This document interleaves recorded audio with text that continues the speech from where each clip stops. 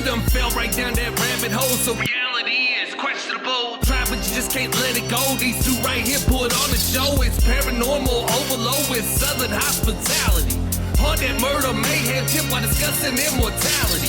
Locations with a dark past, history that comes to life. Hillbillies with a knack for everything that goes bump at night. Overthinking if you by yourself, these two will have you turning on the lights. Mixing in a little comedy to make sure it all fits in just right. Hey.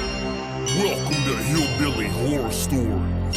Now here's your hosts, Jerry and Tracy Hall, and their dog Ninja. And sometimes their cat Freddy, but never the ferrets.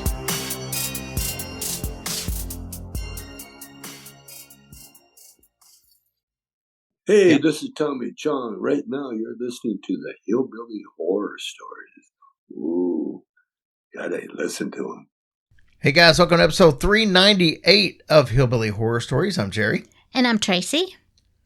As usual, we want to start off thanking all of our military and civil servants all over the world, no matter which country you represent. Thanks to all you men, women, and service animals for everything you do on a daily basis for us. Of course, we continue praying for you guys every single day. And, I just am so proud of you guys for what you all do and the sacrifice that you make for all of us here. So thank you so much for making it easier for all of us to sleep at night. We love you. Yeah, we just saw some body cam footage from down here in close to where we live in Florida, right outside of Orlando, of a burning building, and the police had their body cams on as they were just running straight into these buildings and trying to save people. Yes. It's just, you never know what your job will entail when you leave for work that morning. Correct. Mad respect for everybody. Tracy, we've talked to several people this week that are struggling. They're in a bad place mentally, and they needed somebody to talk to. I've noticed a bunch of people in the group posting that they needed somebody. I was just looking one while ago that they needed somebody to talk with and was hoping somebody was around. Mm-hmm. I'm so glad that we have that grouped to where somebody feels comfortable and knows that they can put up a post like that and have somebody come to their rescue, more or less. Yeah, I think I know which post you're talking about, and it was like right after they posted it, somebody was already saying, I'm here for you if you need to talk. So you guys are the best for sure, and we appreciate all that you guys do for everybody. If you need to talk to Jerry or I, we'd be happy to do that. Just send us a message. Also, if you want to do the crisis hotline, it's 988. You can text us 741-741. But guys, we're here for you, so don't hesitate to call. All right, Tracy, tonight's story, man, I don't need, it's got a combination of aspects to it. Mm-hmm. We've got some UFO aspects, as well as some missing person aspects, some missing 411 aspects, and conspiracy theories. Wow. So, a little bit of everything. So, the first time that I actually heard this story was about 2 years ago, and I found it completely fascinating. I've wanted to do it for a while, but you know how things go. I get sidetracked, I find a different story, and I wasn't really sure how this one would go over, but after doing some of the stories we've done in the past month and a half, I think it will go over really well. So I put it back up on the front burner. Good. This is the story of Granger Taylor. So you're probably asking, who is Granger Taylor? Well, in a nutshell, he was a 32-year-old mechanical genius from British Columbia, Canada. He mysteriously disappeared in November of 1980. It seems simple when you put it like that, but the backstory on this is anything but simple. It's probably about as complex as you can get. You know, of all these stories we've been doing, a lot of disappearing and things happen in the 80s. I've noticed. Well, I think it happened all the time. It's just some of the of the coolest stories from the 80s. So the best place to start here would probably be to discuss Granger's early years. Granger learned as a very young boy that he loved any type of vehicles. He loved being in them, being around them, but most of all, he loved tinkering with them. In fact, Granger was considered by most to be a genius when it came to mechanics. And you're going to see why here in a few minutes. Granger was a tall man. He had a little meat on his bones, we'll say. But he was a big teddy bear, according to anybody who knew him. He would typically be wearing stained clothes because of grease and oil. What you would expect a farmer to wear, because he did live on a farm as well. The farm belonged to his parents, and like I said before, it was up in the province of British Columbia in Canada. So Granger would often drive out to a near town of Duncan. He'd grab some food there and meet up with some friends. I guess that was the place to go from where he lived. Okay. Still not a very big place, Duncan was. Okay. Many times, he would bring his golden retriever, which was his best friend, Lady, along with him. You need to know, though, that even though Granger was known as a mechanical genius, he was also known as kind of an odd duck around town. He has friends, but only one really close friend. That would be Robert Keller. And that friendship happened almost by accident. That's the way the best things happen, you know? So Granger's, like I said, his eccentric behavior, we'll say, is what made him special to his friends. Robert first met Granger when he was 7 years old. Granger would have been in his mid-20s, about at that time. Granger would actually do some work with Robert's father. And Robert said that Granger was a very quiet guy. He was a little weird. At least that was his first impression of him as a 7-year-old. Here's this grown up that acts more like a kid. Oh. So Robert said that people in town never really felt like he was a threat or anything like that. He was just a little strange. But the people who really knew him loved Granger. So Robert's dad helped Granger with a special project.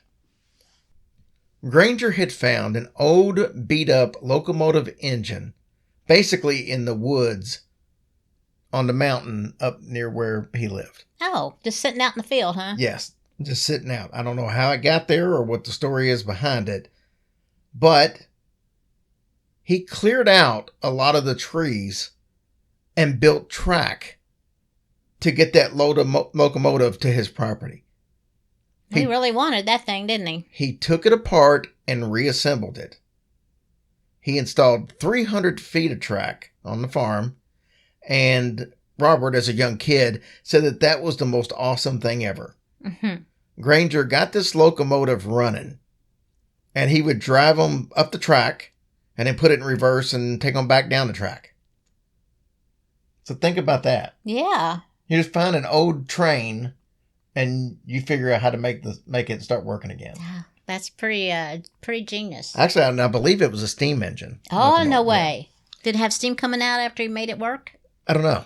You're asking questions, and I barely remembered it was a steam engine. So I don't remember. When Granger was 12 years old, he found and restored a one-cylinder car.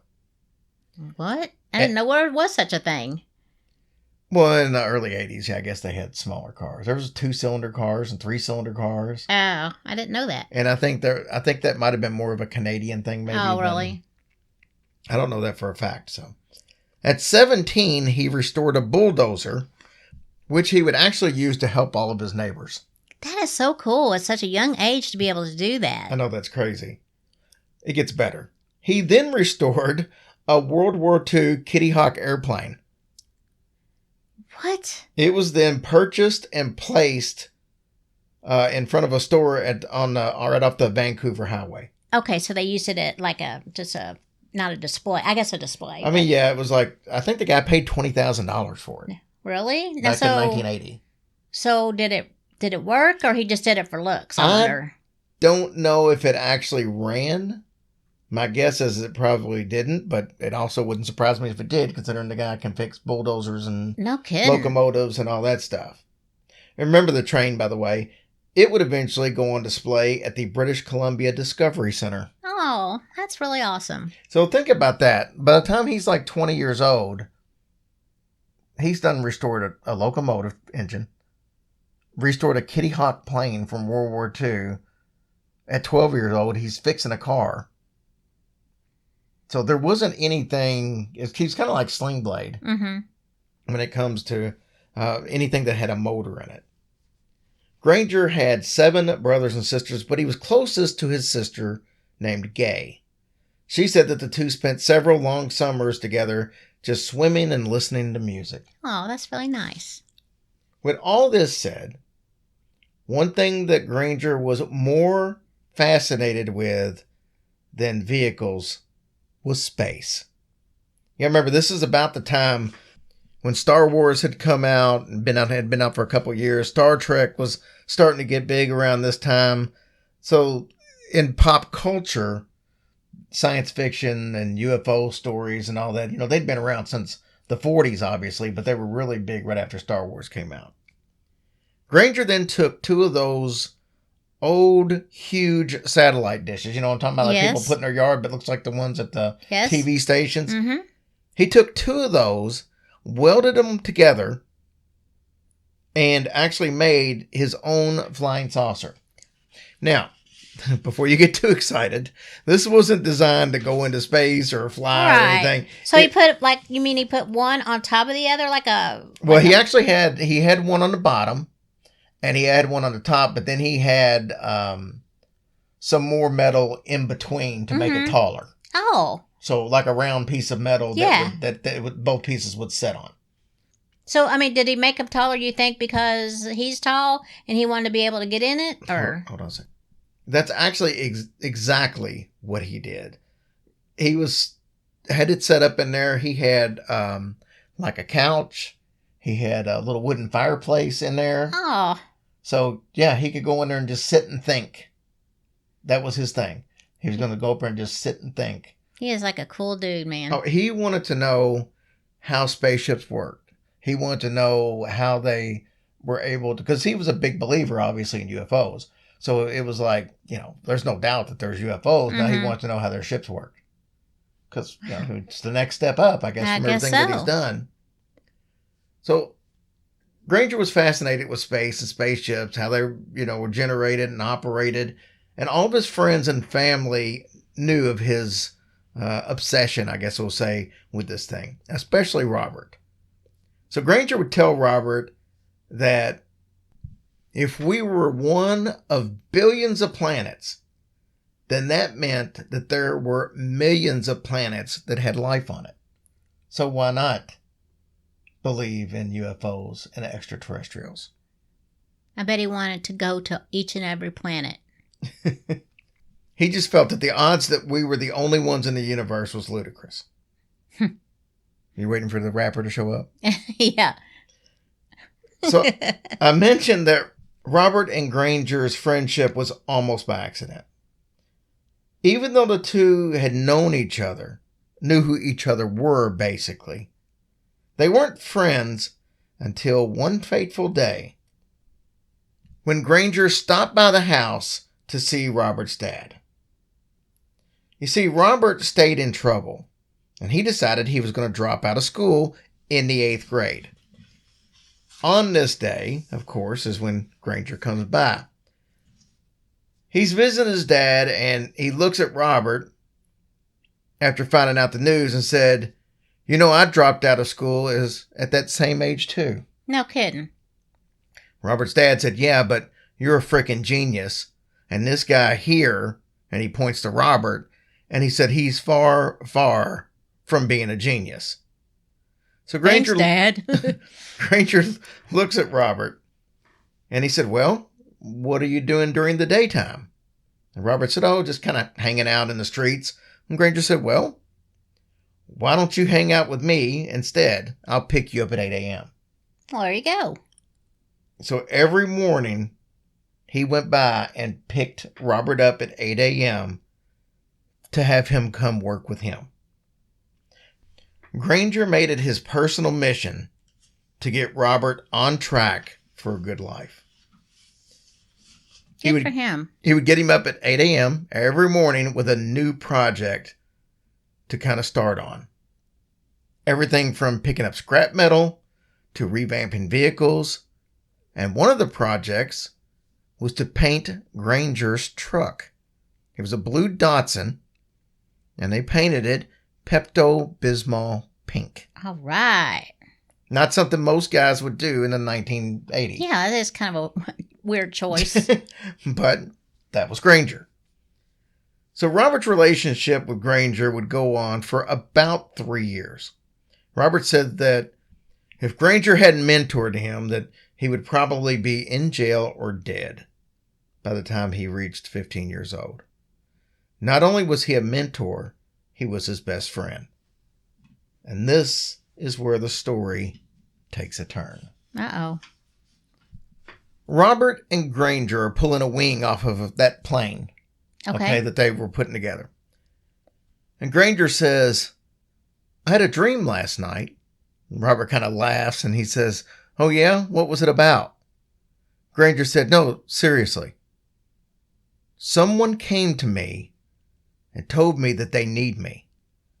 They needed my thoughts and expertise. And they want to take me with them. So Robert's thinking he's talking about the government, because this made sense to him with everything that he knows how to do, that the government might take him. And Granger, though, says, no, I think they're from another planet. So Robert was like, really? What planet? And he said Granger actually had the name of a planet. He doesn't remember what it was. But then Granger just said, well, you know what? It was probably just a dream. Mm-hmm. But the next day, Granger tells Robert that he had another dream. This one was just as vivid as the one the night before. They confirmed that they are definitely coming. They were coming on November 29th, 2 weeks away. Damn, that got specific. He said it's going to be on a really stormy night at a certain place. And Robert tried to convince him to tell him the name of the place, but Granger said that he couldn't tell anyone. They made it very clear that the location was secret as well as the time. Ooh. What the heck? Granger was very excited about this. I bet Robert won, though. No, he was not. But word started to spread around town, of course. Anyone who knew Granger thought, well, that's just Granger being Granger, Mm-hmm. you know. Nobody really gave it any kind of real validity or thought. 2 weeks later, November 29th, 1980, just as Granger said, storms started moving in. But not just any storms. These storms would eventually be called the storms of the century by local meteorologists. Wow. That morning, Granger and Robert spent most of the day doing, just the same kind of work they were already doing together. He came, picked Robert up, seemed normal, but Granger seemed a little more excited and a little anxious. So he tells Robert, today's the day. And Robert was like, yeah, it's a little overcast, but it's not a storm like you were talking about it was going to be. And Granger said, just wait for it. Because nothing had happened really yet. Yeah, it was too right. early. So here's the funny thing. Robert says that where they're located, they don't typically get too many thunderstorms that time of year. They don't get too many thunderstorms, period, but especially that time of year. But on this day, there was a supercell setting right over top of the city. Oh, boy. Wonder what happened. Funny you should ask. So Robert was about 15 years old. He had never seen a storm like this in his entire lifetime. Nothing was ever as bad as this was. He said it looked like it was midnight at noon. How could Granger had known that there was going to be this bad of storms on this day 2 weeks ago. I mean, was he starting to believe what he said now since the storm was starting? I think he was starting to at least buy in a little bit. So Robert asked him, he said, why are they coming during a storm? Well, Granger explained, that's when they're less likely to be seen or heard, is during a bad storm. If they actually came when it was a beautiful day, everybody sees it. So they can hide under the cover of the storm. That makes sense. So then Robert said, well, are they going to create the storm? And Granger kind of looked surprised and said, I don't know. Probably. That was a good question.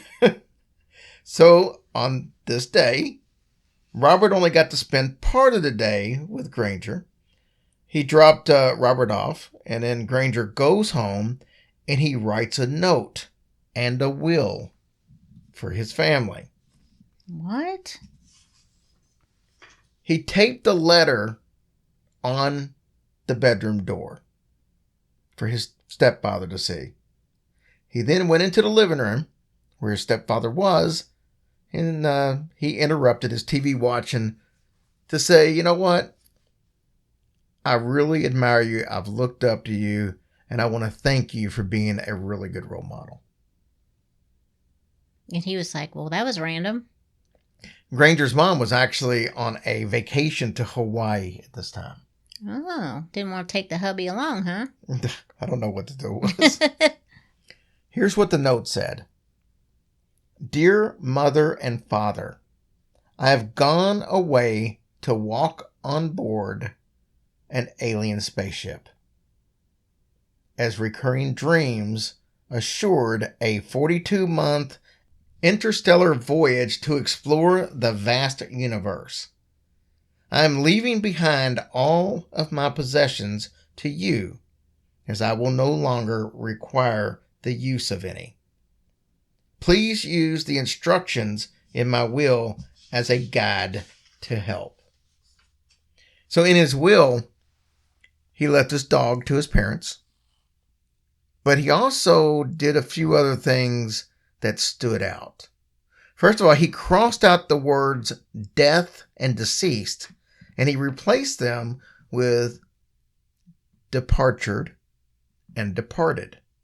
He also crossed out funeral because he said he was basically planned on coming back. His parents implied that there would be a funeral if he wasn't planning on returning, so he must be coming back. Well, around 6 p.m., Granger shows up at his normal restaurant in Duncan where he goes and hangs out and eats. There was a lady by the name of Linda who worked in the kitchen there. Now, she had seen him there all the time, so she knew exactly who he was. She said she didn't talk to him, but she did see him. She said he was dressed in a brown zip-up sweater, black t-shirt, which he typically wore, blue jeans, and logger boots. Yeah, what would you wear for such an occasion? I don't know. He shouldn't dress up. When he left at 6:30, she noticed that he didn't have on his winter coat. For the storm to be so bad, and for it being November in Canada, late November, it was probably pretty cold, and she thought it was odd that he didn't have his winter coat on. You know where his winter coat was? No. In the doghouse. Oh. He left it for the dog. Oh, that was nice. So he leaves the restaurant, and he makes one last stop by Robert's house. Robert was excited to see him. He said he almost felt like that. He said even though he was 15, it was like a little kid whenever Granger would show up at his house. So he said when he saw him, he was kind of excited. He runs to the door. He opens it. Granger walks in, and he says, you know what? It's the day's almost completely gone now. We're not going to get anything done. And Granger said, well, I told you earlier, the aliens are coming tonight. Robert's dad saw this as like a big joke. And he said, well, take Robert with you. He's not going to school anyways. Oh, man. And Granger said, seriously, he got real serious in his tone. He said, I can't. And Robert's dad was like, well, why not? And he said, well, first of all, he wasn't invited. And he said, besides that, 42 months at the speed of light, for me, it would be 42 months. But here on Earth, you will have passed about 150 years. What? Yeah, when you go to speed of light, if you go up and was to go speed of light, that's not the same time frame as what's here on Earth. Oh, dude, I didn't know that. So when he heard this, Robert knew that he would never see Granger again. Aw. Granger said that when he got back, he would come to visit. And Robert knew that he meant he would come to visit his grave. This is a terrible story. Well, maybe it's not going to happen. Did he just fall into it and just accepted it that was going to happen? Who, Robert? Yeah. Yeah. Oh. Yeah. You'll see as the story goes on, you'll see Robert's mindset. So Granger went on to say that this would be the greatest thing that ever happened to a human being. He would get to see things that no one else would ever see. And then Granger got in his pink pickup truck. He drove away, and that was the last time that anyone would ever see Granger Taylor. And I'll tell you what happened next, right after this quick sponsor break. Tracy, the next morning, Robert was up, 8 a.m., and Granger did not show up. I mean, how can he show up if he's up in the universe somewhere? Well, I guess they were hoping that, whatever he thought, maybe he went to go meet up with them. They just didn't show up, and oh well, and he'd be back in the morning to business as usual. As it gets later in the day, Robert actually went over to Granger's house, only to find out that he never came home last night. And then he finds out about the note and the will. The police issue a missing persons report. They start searching, including searching from the sky. They don't find a single clue. The biggest question, how did his bright pink truck just disappear off the face of the earth? Granger's family and friends were confused about the disappearance, but they had hope that he would be back. Well, Robert said he knew better. For over 3 years, Granger's parents left the door open, hoping that he would show back up. What a disappointment. As we were approaching the 42nd month, the city grew kind of anxious. Robert said that he didn't, because Granger had already explained to him that 42 months in space was not the same as 42 months on Earth. Robert did say that it was nice to see the excitement level around town because it did show how many people really loved Granger. After 42 months, his family came to grips with the fact that Granger was more than likely dead. Robert went on with life. His family went on with life. Roger said that he kept in contact with Granger's mother. Tracy, on March 20th, though, 1986, a discovery may give some clues as to what happened to Granger. Or would it? I'm interested to find out. So hurry it up. A municipal work crew was out there removing some trees on Mount Prevost, a few miles from Duncan. One of the crew members thinks he sees the sign of an explosion. This was down actually in the forest area. So he reports it to a supervisor. Police are called and they agree that, yep, this looks like an explosion has taken place. They know this because there was a big crater there.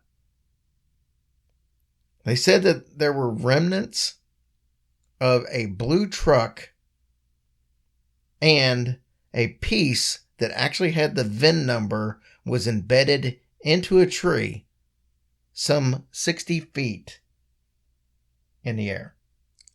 Well, that would do it.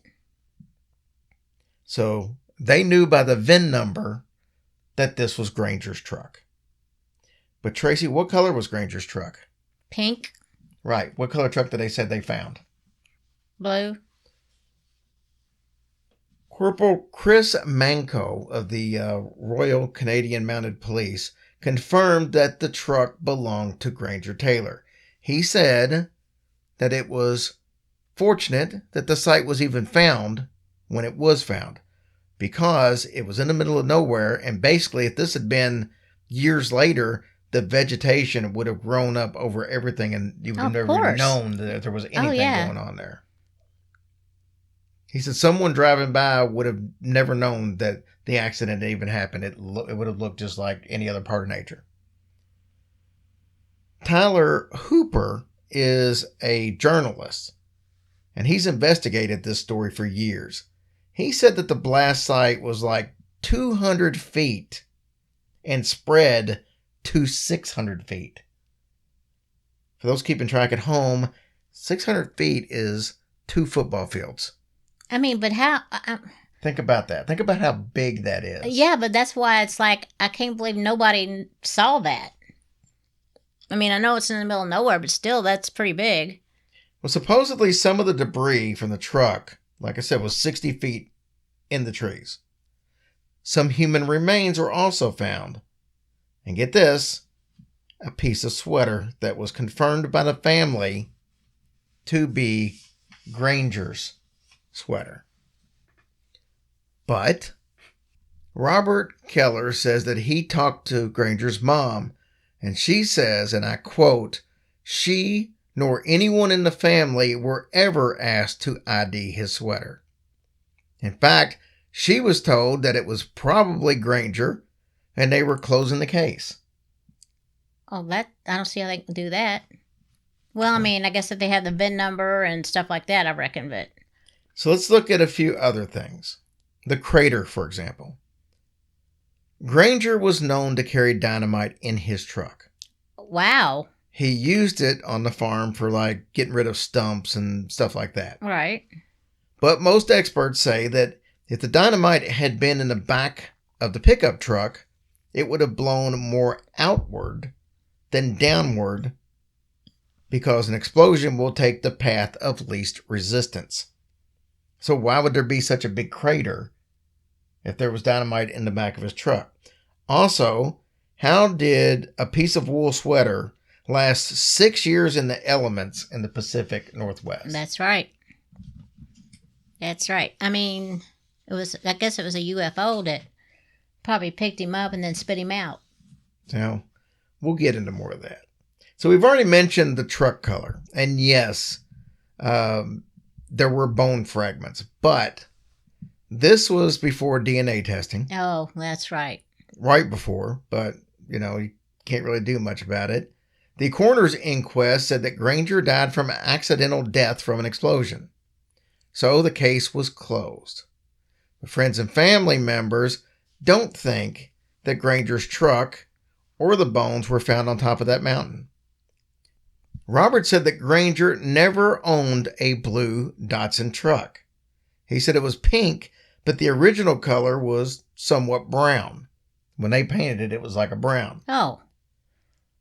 So there might be an explanation for that, though. Some say that the truck's original color might have been blue, and that's the way it would have been registered.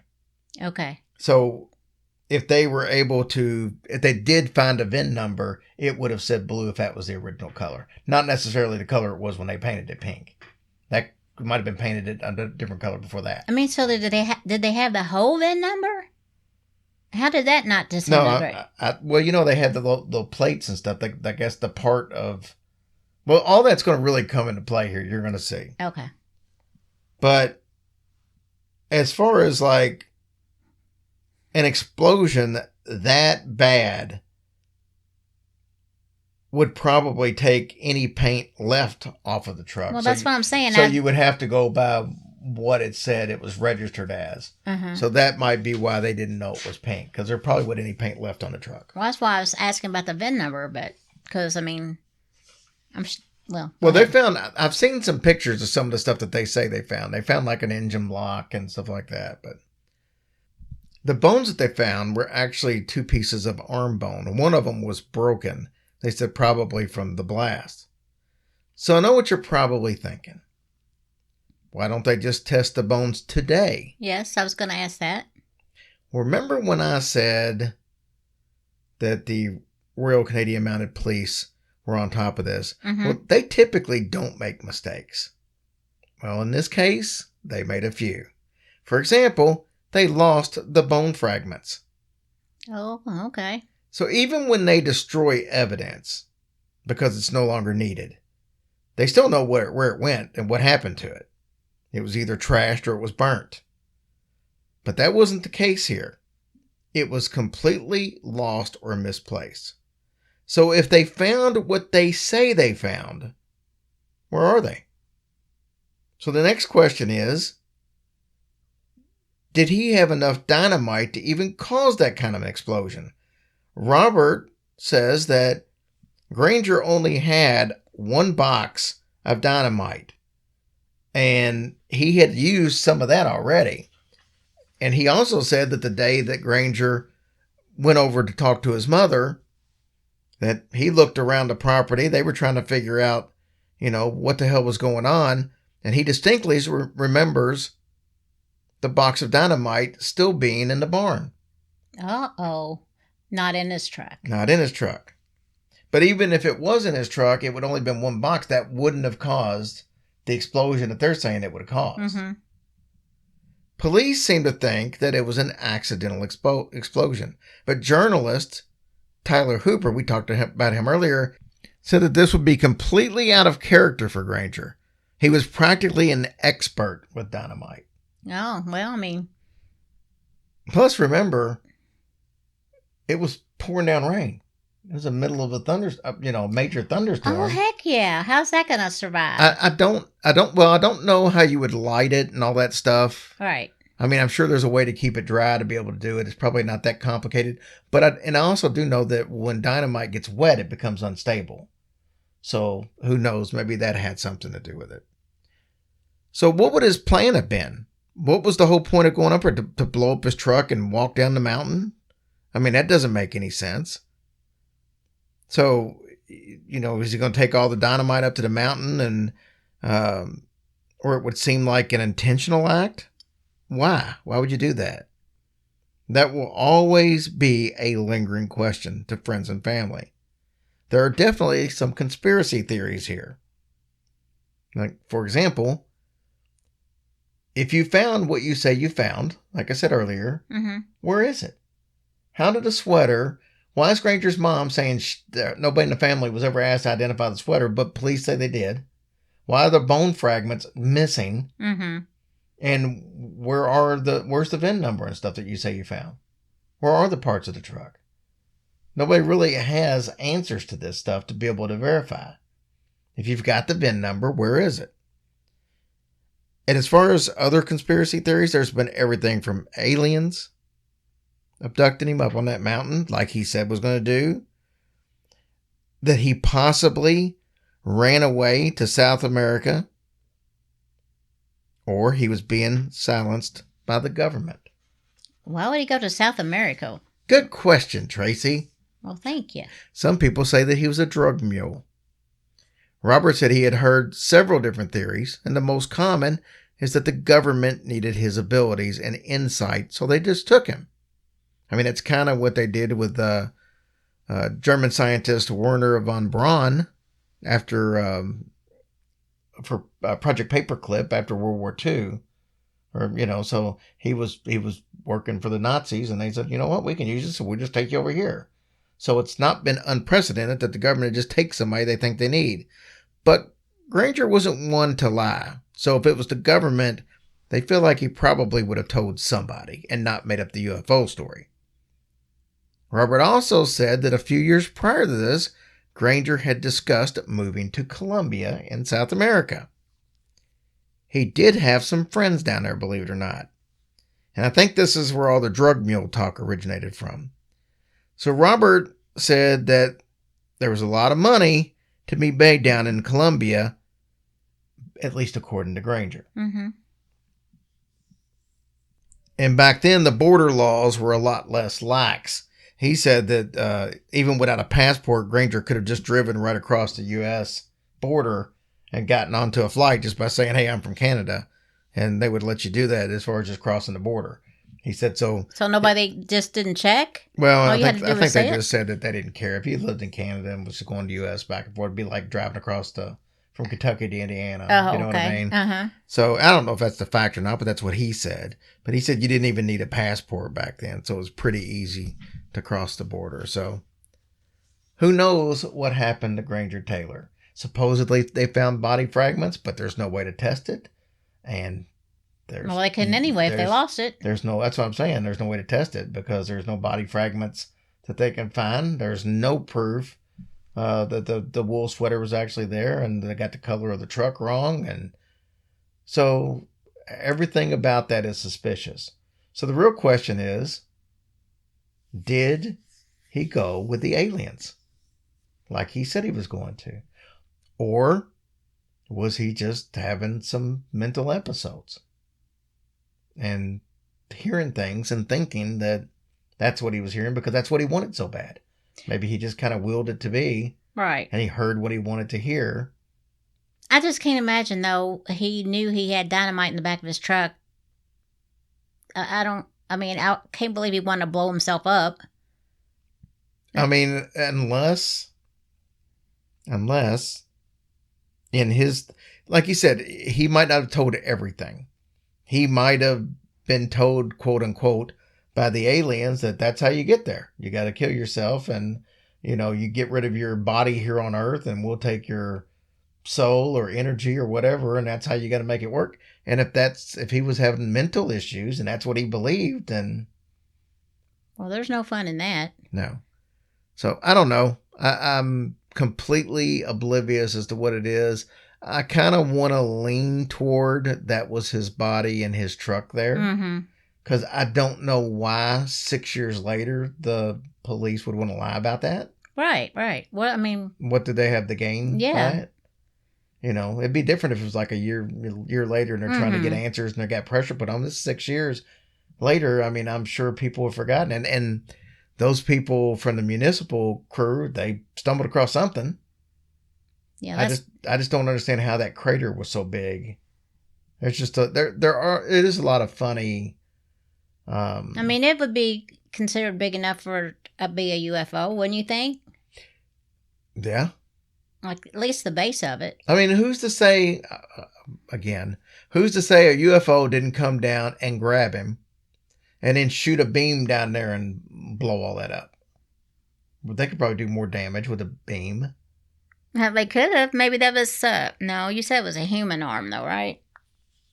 Well, that's what they said, but how do we know? We've never seen the bones. Yeah, could have been an animal of some kind. Could have very well been because it was never tested. They said it was human bone. They said it came from an arm bone. That could have been a Sasquatch. There's another theory. That's another reason they have to keep quiet. Well, that is a pretty wild story. All right, guys, that's the story of Granger Taylor. I hope you enjoyed it. I really liked researching that one. I think it's a crazy story. And everybody can kind of place their own opinion on what they think happened on there. Yeah, it was definitely pretty wild. But if not, that dude had a really, really great imagination. No kidding. It's a shame to see somebody with that kind of talent just gone, though, at such an early age. But yeah, that's not right. All right, guys, we're going to take a quick sponsor break and we'll be back to talk about some shows and cruises and stuff like that. All right, guys. And gals. Coming up really quick. Really quick. April 27th. What are we looking at? 3 weeks away? The Casadega show. More than half the tickets are already gone. Come snag your tickets. Casadega is, I want to talk a little more about it because we don't mention a whole lot about it. It is a spiritualist camp. Everybody that lives in this town are like psychics and mediums. They have the Hotel Casadega, which has a restaurant attached to it, and that's where we're doing the show. So you'll actually be able to walk through the hotel, we'll do the live show. They might have some rooms available if you still book. I don't know if they probably book pretty quick because it's known as a haunted hotel. Yeah, and then like since we've moved here, we've talked to a lot of people and tell them about our podcast and everything. And I can't tell you how many people said, "Oh, have you talked about the Casadega?" So so now we're really interested in seeing what it's all about. Yep, and we'll go up there. It's an early show. It's a 12 to 3 show. Us and History Goes Bump. And for anybody who wants to go afterwards, we'll go up and see the Devil's Chair. It's 5 minutes away. Mm-hmm. And you can almost walk there. We're not going to, though, because it's kind of crazy roads here. A lot of twists and turns. But we'll walk up and check out the Devil's Chair for anybody who wants to do it. Tracy will sit in it. Yikes. And I don't know about all that. We'll have a blast. And like I said last week, I don't think people realize that Casadega is literally 20 minutes from Daytona and about 30 minutes from Orlando. So you can come up here and go to the show, and then, Saturday, Sunday, go to the rest beach of Saturday, or whatever. Sunday, you could go to the beach or go, I wouldn't say Disneyland because that'll get you on maybe one ride. Yeah. But there's a bunch of different stuff you can do in both of those areas. And the weather is supposed to be really nice a month from now. I'm just kidding. I have no idea what the weather's going to be. But it's Florida. The weather's always nice. Yeah, pretty much. So we got that. And then we've sold a big chunk of tickets already to St. Augustine, also at History Grows Bump. That will be our 8th anniversary show. Yes. Very excited about that. And the last one of the year. That's the only 2 shows we're doing this year. So. Yeah, it is. It's kind of weird. Unless you go on the cruise. Right. Oh, come on the cruise, you all. Come on the cruise. There's a special page at hillbillyhorrorstories.com. You can buy tickets to the other 2 shows we just talked about. And you can find out a lot of information on the cruise, including who to call to book it. And you can still make payments on it for a couple months. You sure can. There you go. That would be amazing. We'd love to meet some more of you people. We met a lot of people on our last cruise, and oh my gosh, what a thrill that was. It was just so much fun meeting everybody. So we hope you guys will come enjoy that with us. Yeah, it was absolute blast. And with that being said, we are really trying to revamp our YouTube page. So if you get a chance, Hillbilly Horror Stories on YouTube. I'm putting a bunch of different videos up there. And that's something we're trying to use as a second source of income. So I don't have to work a real job anymore. I learned I don't like that. No, just all kidding aside, it is something that we've been talking about forever doing. And I'm actually taking the time now to put up more content and give people stuff. It's perfect for listening at nighttime. It's not really hardly anything you haven't already heard on the podcast, but still, some people just like to watch videos. Mm-hmm. So spread the word and comment. That's where you guys are always asking, hey, what can we do to help for free? And I don't blame you. That's the way I like to help too, for free. YouTube. We will get more views on our videos if you guys will go leave comments. It doesn't matter if you just say hi. The number of comments on videos gets it pushed out to more people, so more people see it. More people see that, the more people that learn about our podcast, and then they'll come listen to the podcast. It's a big vicious circle. So if you want to help out, go to our YouTube page, subscribe, like the video, and make a comment. Whatever you want to comment. Mm-hmm. Schleprock should have never been on the Flintstones. I don't care what you say. That's where he was at, right? What was he? It was the alien that was on the front. Yeah, that little dude. Yeah, with the big head. Yeah. No. I don't know. What was Schleprock on? I can't remember. I don't remember either. Maybe Yogi Bear. I don't know. It might have been his own thing. I can't remember, but. All right, guys. So that's what you can comment. Go to the YouTube page and comment where Schleprock was from. So. All right, guys. We love you. Thank you so much. Thank you, guys. Have a blessed week.